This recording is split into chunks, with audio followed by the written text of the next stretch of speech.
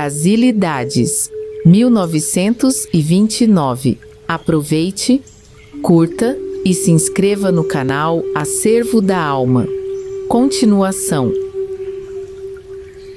Extraímos de O Sábio Lund e a Pré-História Americana o seguinte: a grande planície que compreende a parte elevada do Brasil, desde a Serra do Mar até as Cordilheiras dos Andes, abrangendo as cabeceiras dos maiores rios do mundo, formada em terreno extenso cujo solo é formado de rochas pertencentes ao período chamado na geologia de transição e depositadas em regra em camadas horizontais, sem que essas camadas sejam cobertas por outros de formação mais recente. Não consta que haja em outra parte do mundo semelhante extensão de terreno que ofereça essas condições geológicas, visto aparecerem em regra as rochas primitivas e de transição em camadas consideravelmente inclinadas, provando assim terem sido levantadas depois da sua deposição por efeito das forças expulsivas obrantes de dentro. A época em que foram efetuados esses levantamentos é indicada pela relação que conservam as camadas levantadas para com as que as rodeiam e se encostam a elas. Ora, segundo as observações do Sr. de Beaumont, o engenhoso autor dessas verificações cronológicas, as datas desses levantamentos só em muito poucos casos, e estes, de pouca significação, sobem até a época de transição, onde as camadas das rochas primitivas e de transição ainda conservam a sua direção originária, horizontal, são elas geralmente cobertas por outras mais recentes e formações secundárias e terciárias, e a única exceção que mereça particular atenção é, como já notei, o Grande Planalto Central do Brasil, e conclui: a ausência de depósitos secundários no referido platô prova que já se achava elevado em cima do mar numa época anterior ao tempo em que principiou a formação desses depósitos submarinos,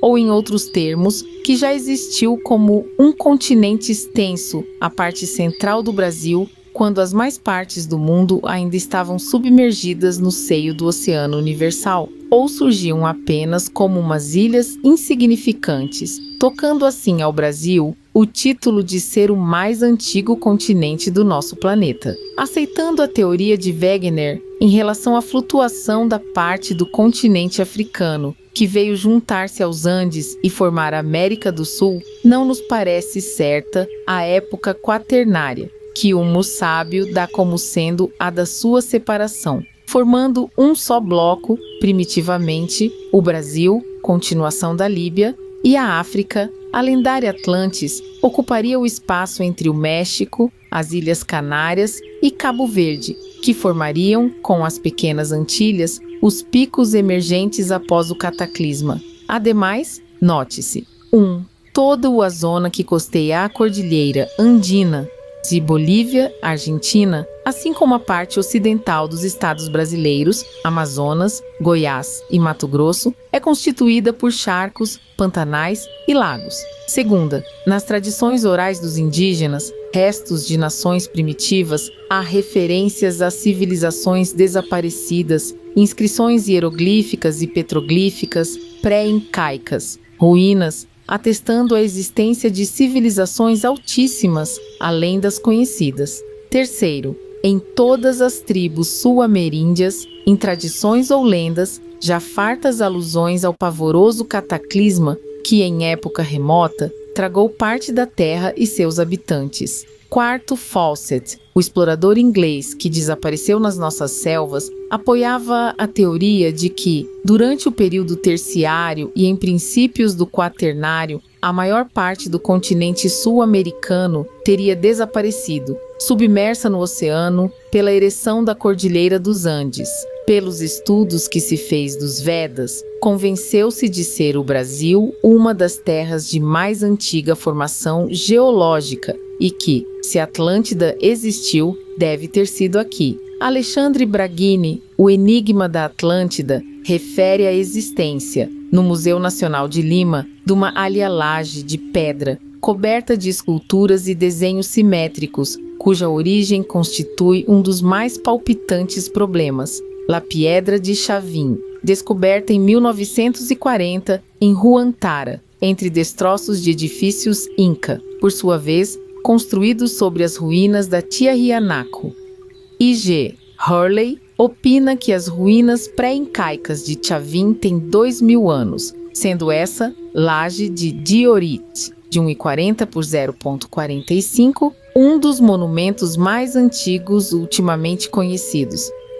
O nosso autor, ao centro da laje está esculpido um homem que lembra os que se veem nas pinturas murais do Egito. Cada mão do personagem segura um cetro tridente, ambas compreendidas num paralelo repleto de hieroglíficos, até então indecifrados. Os pés da figura têm a forma de raízes de árvore e a cabeça, rodeada de 10 serpentes, lembra a de Medusa. Em torno da figura, há serpentes simetricamente gravadas. A cabeça traz uma espécie de tiara constituída por pequenas cabeças humanas com ornamentos diversos.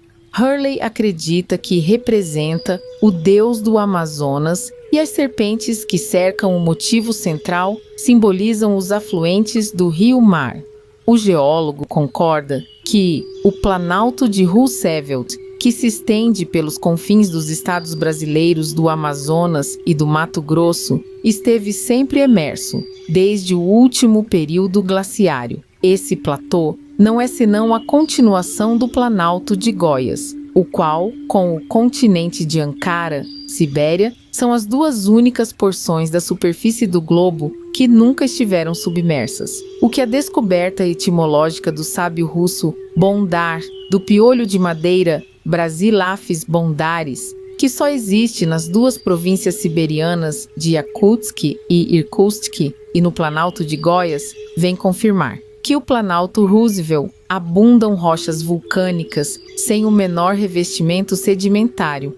Os indígenas moradores nas proximidades narraram a diversos exploradores que, em épocas remotas, existira ali um poderoso império que estendera seus domínios não somente às tribos que habitavam o Brasil, como às que povoavam as margens do Pacífico. Nos restos desmoronados de cidades pré-históricas, foram achados objetos de cobre, bronze, armas, utensílios domésticos e cerâmicas. Nos rochedos que pendem sobre as torrentes e margeiam as cachoeiras, têm sido encontradas misteriosas inscrições de senhores estranhos, hieróglifos e ideogramas ainda indecifrados pelos cientistas. Os que se arriscaram até as regiões do altiplano mato-grossense contam haver visto ruínas de grandes metrópoles, com ruas ainda nitidamente visíveis e restos de majestosos edifícios. Marsh chega a afirmar que as civilizações Maia e Inca deles se originaram, que os povos que habilitaram o Planalto Roosevelt eram versados em astronomia e conheciam as constelações do zodíaco sob os nomes que ainda conservamos, passado essa terminologia para os toltecas, maias, fenícios e sumérios. A essas nações que o habitaram há milhares e milhares de anos devem aos primeiros rudimentos da astronomia, diz Alex Braghini, que os arqueólogos que percorreram o Mato Grosso descobriram inscrições rupestres em fenício, egípcio e até em língua suméria, assim como textos em caracteres similares aos empregados em remotíssimas eras pelos cretenses. Marsh chegou à conclusão de que Mato Grosso encerra vestígios de uma civilização muito anterior à dos fenícios e cárias. A superfície total do Planalto Goiano é calculada em 4 milhões de quilômetros quadrados de região desconhecida, na qual se supõe viverem ainda hoje alguns desses sáurios gigantescos, espécies extintas no resto do mundo há incontáveis anos. O notável explorador inglês Harold T. Wilkins, num interessante artigo Mysteries of the Lost Cities in Brazil's Green Hell, pergunta se ainda existirão, nos picos altíssimos, as maciças torres de pedra, construídas há mais de 30.000 anos, esparsas pela província de Mato Grosso, e comenta: quem as teria edificado? Sem dúvida, a mesma raça antiga que construiu as cidades mortas, encontradas e perdidas nas mesmas selvas onde está a encantada meia cidade, cuja outra metade parece haver sido cortada como num bolo uma faca, sem deixar migalha da parte que falta. Nessa meia cidade, a natureza deixou uma das suas mais nítidas impressões digitais, indicando no que submergiu dessa raça pré-histórica, aparentemente a maior de todas as civilizadoras e conquistadoras. Era positivamente a de maior poderio naval do mundo. Viveu pelo mar e o mar a destruiu. A evidência parece provar que a mesma convulsão vulcânica que deprimiu o terreno do Mediterrâneo e submergiu a legendária Atlantis originou a legenda do dilúvio universal ao destruir o grande império colonial da Atlântida, na América do Sul. A remota antiguidade, não só dos elevados cumes das cordilheiras, dos fétidos pantanais e as intrincadas florestas do Brasil, é aludida pelos antigos egípcios, gregos e até em tradições da Irlanda, ainda existentes, referindo-se a Ri-Brasil. Apesar de concordar com a Bíblia que diz que todos os homens são mentirosos, é de impressionar que todas essas antigas testemunhas, em tantas épocas e lugares diferentes, inventassem de ângulos tão diversos a mesma história. Quem não conhece o que significa a floresta bravia do Mato Grosso, poderá perguntar por que, falando-se há muitas centenas de anos da existência de tais cidades mortais, nunca se tratou de uma expedição para procurá-las. Fizeram-nos, todavia, os primeiros conquistadores espanhóis e, mais tarde, os bandeirantes portugueses, cujas armaduras eram uma defesa ideal contra as saraivadas de flechas envenenadas dos índios morcegos, ou olhos de lua.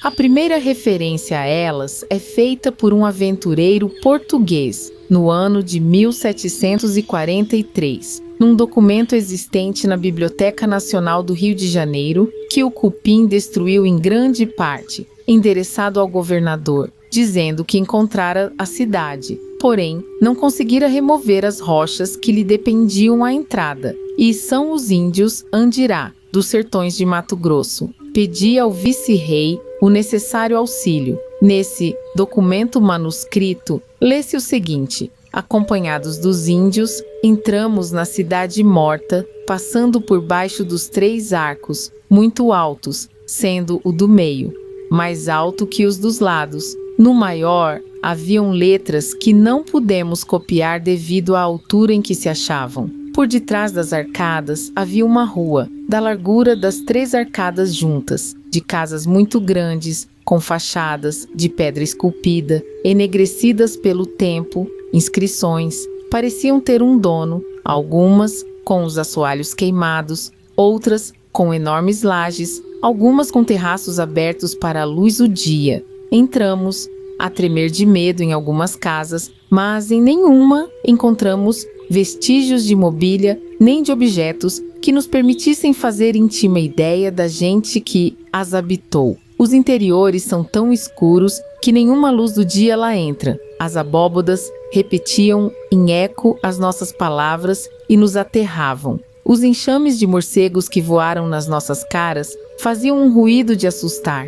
Tantos eram. Acima do principal pórtico da rua há uma estátua em relevo feita na própria pedra, nua da cintura para cima, coroada de louros, representando um jovem imberbe com uma banda à volta e uma espécie de carpete aberto no peito. Por baixo do escudo estão uns caracteres que o tempo desgastou. Ao lado esquerdo da praça está outro edifício, inteiramente arruinado, mas os vestígios indicam que foi um templo por causa da sua fachada imponente, etc, etc, etc. Segundo continua o relato, a maior parte da cidade deve ter sido destruída por algum terremoto. Um dos aventureiros, João Antônio, encontrou uma moeda de ouro de forma esférica e maior que a nossa moeda brasileira, de 400 réis. De um lado tinha a figura de um jovem ajoelhado, do outro um arco, uma flecha e uma grinalda.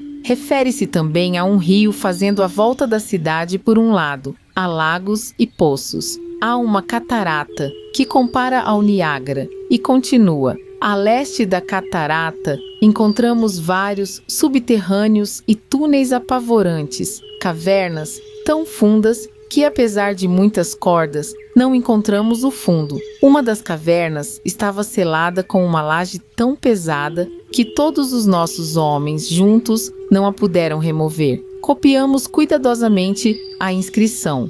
É curioso que essas inscrições, em que há caracteres do alfabeto grego e árabes, se encontrem nos altiplanos de Mato Grosso, e evidente que os aventureiros não podiam inventar toda essa história. Aliás, confirmada na última mensagem que Fawcett, o filho e o amigo, desaparecidos na floresta de Mato Grosso, mandaram ao mundo civilizado. Nestes termos, existem lendas entre os índios da floresta do Brasil, referentes a altíssimas edificações dentro da floresta, com janelas e portas de pedra, cujo interior, iluminado por um grande bloco quadrado de cristal, sobre uma pilastra, brilha tanto que ofusca a vista. Os índios têm uma lenda sobre a luz que nunca se apaga. Teriam os antigos sul-americanos possuído um sistema de iluminação artificial por meio de raios que a ciência moderna desconhece. Entre os índios das margens do rio Padaviri, subsiste a crença de que as águas do dilúvio não atingiram o cume do Hererê, onde existe uma fonte em cujos bordos a vegetação difere absolutamente da região, composta de plantas aromáticas como as dos campos, recordando-nos de que reza a tradição bíblica que a Arca de Noé parou sobre o Monte Ararat quando cessou o dilúvio universal. É interessante a seguinte lenda dessa região: o mar do mundo. Na Serra do Hererê, todas as coisas são grandes: as vespas, os mucuim, os beija-flores e os carrapatos. A água no alto da serra, pela beira da água, há flores. Tudo ali tem perfume e cheira muito, porque antigamente, quando o mundo se acabou, as águas não subiram até ali. Relativamente à própria natureza do altiplano central, as pesquisas que vêm sendo feitas por outros cientistas verificaram serem essas terras mais firmes do globo, compostas em grande parte de montanhas de ferro itabiritos e itacolomitos, além da absoluta ausência de formações vulcânicas em toda a sua imensa extensão, provando ser o mais antigo centro da criação humana. Como é sabido, Heródoto, filho de Lichés e Draio, o mais antigo e ilustre dos exploradores, viveu no século V a.C. Em seu mapa, só existem 3 continentes: Europa, Ásia e Líbia. Entre as suas preciosas informações quanto a plantas esquisitas, cita o silfium, que pelas qualidades que lhe atribui e sua configuração nas antigas moedas gregas, pode ser o cardo nopal, por chique ou palmatória do diabo, abundante nos altiplanos da América Central e Meridional e conhecido na Turquia asiática como figo do diabo. Refere-se o antigo turista a certos costumes estranhos, quais os de algumas das nossas tribos: a liga como emblema da virgindade da mulher, a sondagem nos rios em busca de palhetas de ouro, feita por meio de grandes penas de pássaros, untadas de visgo, como ainda hoje praticam os caboclos do Pará. Descrevendo a fauna fantástica da Líbia Ocidental, Heródoto fala das serpentes que voam, às quais também a Bíblia se refere, não identificadas ainda. Os índios brasileiros assim se referem a cascavel, por parecer voar quando dá o bote em linha reta, acima do solo, com incrível rapidez, e a chamam recacate, ou vento. Nas impressionantes ruínas de Cochicalco, Peru, admiráveis relevos ornamentais nas paredes internas dos templos em ruínas representam essas serpentes aladas.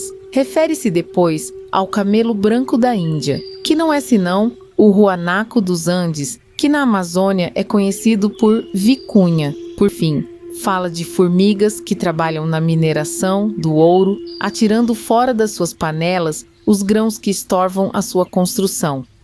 Na história do Peru, há referências a um Juan Diniz, que enriqueceu explorando formigueiros auríferos. A maneira pela qual os naturais do país atacavam os formigueiros é, em tudo, semelhante ao estratagema empregado pelos reis de Israel em seus ataques de surpresa ao inimigo. Diante do perigo de serem os violadores devora dos pelas formigas, calculavam a hora do sol mais ardente e levavam carros puxados por uma parelha de guanacos e, entre ela, uma fêmea de filho recém-nascido. Assim, chegado no momento da retirada, não havia fadiga capaz de deter os animais em louca disparada, forçados pela fêmea, cujas tetas apojadas indicavam a hora da aleitação do filhote. Na Bíblia, o exército invasor utilizava-se da vaca, em lugar da vicunha, o rio Araguaia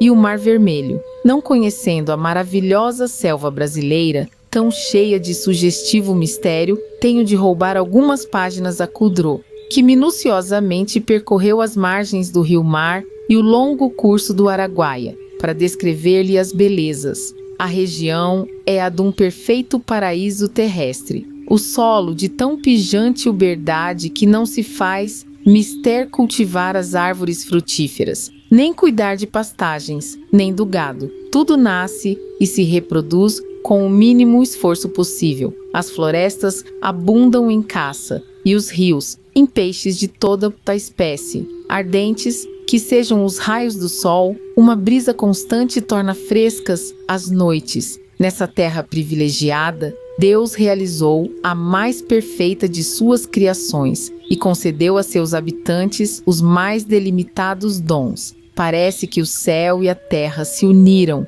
o fito de esgotarem todas as suas possibilidades, numa demonstração única de beleza e de harmonia. O rio, ora encachoeirado e revolto, ora polida lâmina espelhante, a refletir uma natureza ubérrima e virgem que lhe engalana as margens. O céu, límpida turquesa, a quietude soiene do meio-dia canicular, contém algo de religioso que impõe respeito. Tudo é pasmo e prodígio, aos olhos delícia de enorme e rubra corrente sinuosa do rio, onde arroios sem conta despejam torós de preciosas madeiras que deslizam em fileiras tersas de procissão, levando à foz distante esses tesouros da mata inexplorada, a vegetação tropical das margens, a originalidade da arpoação na pesca, a quantidade imensa de animais de toda a espécie que vêm beber às praias ribeirinhas, os incontáveis bandos de pássaros de plumagem flamejante que se cruzam nos céus. Tudo revela a pujança sem par da natureza nos sertões bravios. A reunião dos dois braços do rio Araguaia forma a grande ilha do Mihie Bananal. Não variam muito as características da paisagem. Grandes estirões de saranzais e campos com frequentes abertas sobre a margem paraense, mais ou menos encharcada. Em certos pontos, as águas das cheias se estendem cobrindo as raízes dos arbustos e atingindo as bases das colinas que formam o fundo da perspectiva. Às vezes, dá-se o contrário, é o campo que invade o rio. Pequeninas ilhas surgem, erguendo para o beijo vivificador do sol as caules molhadas das moitas verdejantes, e navega-se então sobre o campo inundado.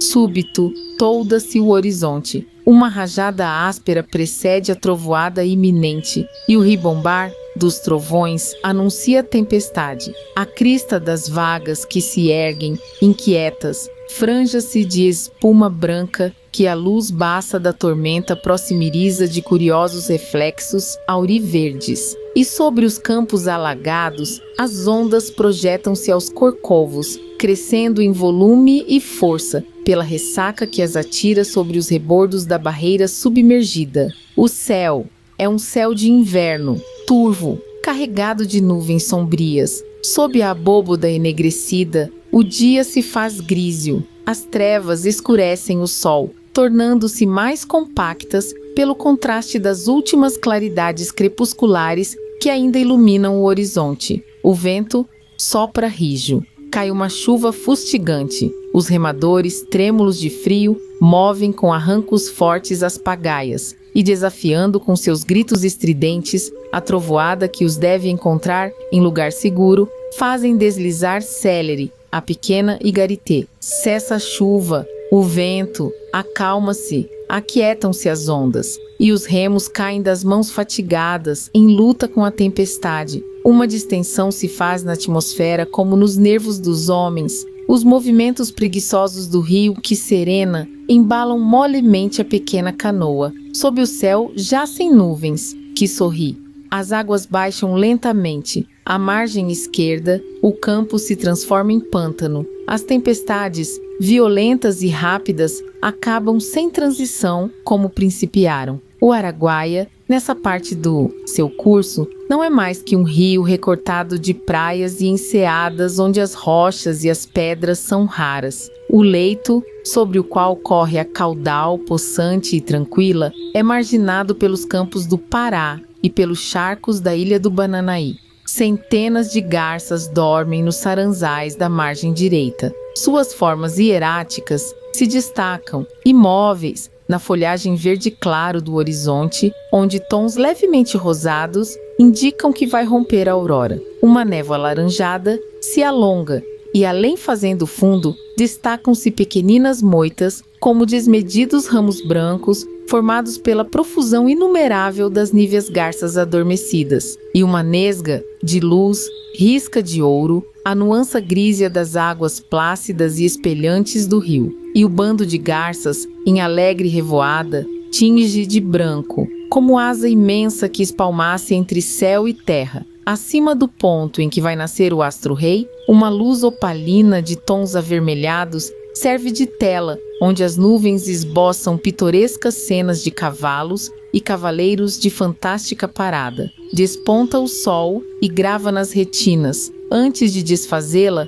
a miragem dessa aurora maravilhosa. A esse momento de luz incandescente, chamam os índios Coema-Guará, de Coema, despontar, e Guará, sol e também vermelho. Segundo a descrição e o itinerário da Bíblia, o Mar Vermelho não pôde ter sido o que atualmente separa a Arábia do Egito. Seria por demais excessiva a duração de 40 anos para tão curta trajetória, e segundo nova descoberta científica que passamos a estudar, esse caminho do Êxodo se fez através das selvas brasileiras, onde o rei Salomão encontraria mais tarde os materiais para a construção do templo e do seu palácio real. As águas rubras do Araguaia, cujas vendavais tremendos revolucionando o curso, inundando as terras adjacentes, derrocando árvores seculares e afogando os viventes que não fogem a tempo, estão de impressionante acordo com o relato bíblico, inclusive no fenômeno da retirada das águas para passagem a pé enxuto. A etimologia da palavra Araguaia rasga novos horizontes para investigações, de vez que Ara significa mar e Guará, vermelho. Os índios chamavam Itaipaua, Itá, pedra, var, rio, e paua, vazante, aos bancos de pedra que servem de ponte às lontras e aos homens, quando a maré está baixa. Entre os índios ribeirinhos persiste antiquíssima tradição referente a certa condução que em remotíssimas eras fora tragada pelas águas, perecendo homens e animais da grande comitiva sem deixar vestígios. Quem eram, de onde vinham e para onde iriam? É nessa encantadora zona que vivem restos prováveis das nações ou tribos a que com frequência se referem os textos sagrados, os javaés ou iavaés, e os carajás ou caraiates, e que apenas pelos nomes tribais se diferenciam. Natureza e homem, selvagens e primitivos ambos, são duas forças que se completam harmoniosamente. São o próprio sertão grandioso do Brasil, a sua reserva de vida e energia inexploradas, a força indômita da raça, de cuja existência não cogitamos sequer, embalados nessa indolência característica, até que a cobiça alheia nos obrigue a valorizá-la, reconhecendo então seu inestimável valor e defendendo-a, à custa da própria vida. não nos podemos furtar a uma justa homenagem ao doutor Getúlio Vargas, o primeiro governante do Brasil que teve o patriótico desejo de conhecer de norte a sul, do litoral ao hinterland, toda a vastíssima região confiada à sua paternal jurisdição, de sentir a alma da raça em toda a sua primitiva pureza e, conhecendo as suas necessidades e possibilidades, zelar paternalmente pelos seus interesses, pois não no litoral onde imperam resíduos africanos, mas em plenas matas, e ao longo das inúmeras caudais, vive e palpita o Brasil de hoje, a terra da promissão, onde impera o espírito de fraternidade mais elevado, a Canaã após guerra. Brasil, a terra de Canaã. No conhecido documento das viagens de Marco Polo, lê-se que 2 personagens vieram da Arábia ao Mar das Índias em busca das praias do ouro, onde esse metal era tão abundante que dele não faziam caso.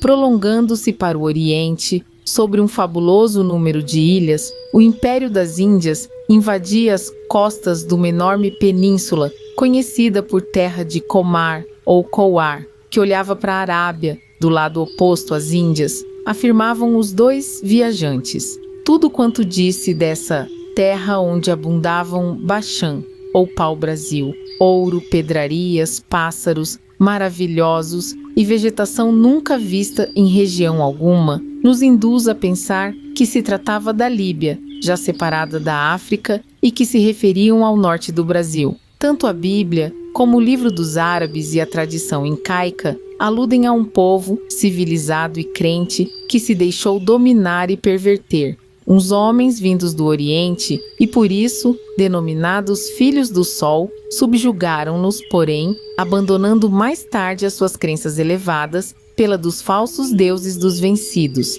Os egípcios, adorando Ra, o Sol, como fonte de vida, naturalmente se considerariam seus filhos. Os israelitas que Moisés trouxe de lá conservariam a mesma ideia, de vez que se haviam tornado idólatras. Quanto mais aprofundamos os nossos estudos, mais nos sentimos impressionados pelas divergências de opiniões, cada qual assentada em bases tão pouco sólidas também, que nos encorajamos a prosseguir apesar da nossa deficiência cultural. Os autores mais abalizados discordam às vezes em pontos essenciais e em todos os ramos da ciência e suas subdivisões. Procuramos conscienciosamente fundamentar o nosso pequeno ensaio no estudo acurado da Bíblia, o mais antigo documento humano cuja veracidade. Vamos encontrar nela, em ordem cronológica, as relações do povo de Israel com todos os outros. Lê-se mais no livro dos Números que a parte meridional da terra de Canaã começará no deserto de Sim. Conforme a narrativa bíblica dos Hebreus, não os conduziu Deus pela terra vizinha, mas os fez rodear pelo caminho do deserto. A palavra deserto não indica exclusivamente mar de areia, como o de Saara, mas também mata virgem, sertão, terra inculta e selvagem, mas nem sempre árida. Lê-se no Êxodo, capítulo 14. 2. Dizei aos filhos de Israel que retrocedam e se vão acampar diante de Fi-Hahiroth, que fica entre Magdal e o mar, defronte de Beel-Sefon. Vós assentareis o campo defronte deste sítio sobre o mar. Chegados ao termo da peregrinação, mandou o Senhor que os filhos de Israel acampassem diante de Fi-Hahiroth, de onde não é absurdo, no decurso de 4.000 anos, alterar-se o vocábulo para Piauí, tanto mais que logo adiante encontramos. Partindo daí, marcharam 3 dias para chegar a Marahá, Maranhão, onde Moisés operou milagres para pacificar o povo, já cansado das agruras da interminável viagem. Certo, 40 anos era um tanto excessivo tempo para tão curto espaço territorial, a menos que toda aquela imensa multidão não levasse esses anos todos rodeando sempre o pequeno deserto da Arábia, o que é difícil de aceitar-se. Ários Montanos, em 1574, estabeleceu que os povoadores do Novo Mundo haviam sido os filhos de Joctã, neto de Sem e bisneto de Noé, sendo que Seba colonizara a China, Jobabe viera estabelecer-se no oeste da América do Norte e no Peru, enquanto Jobel teria vindo para o Brasil, pois que nessa época não estariam ainda separados os continentes.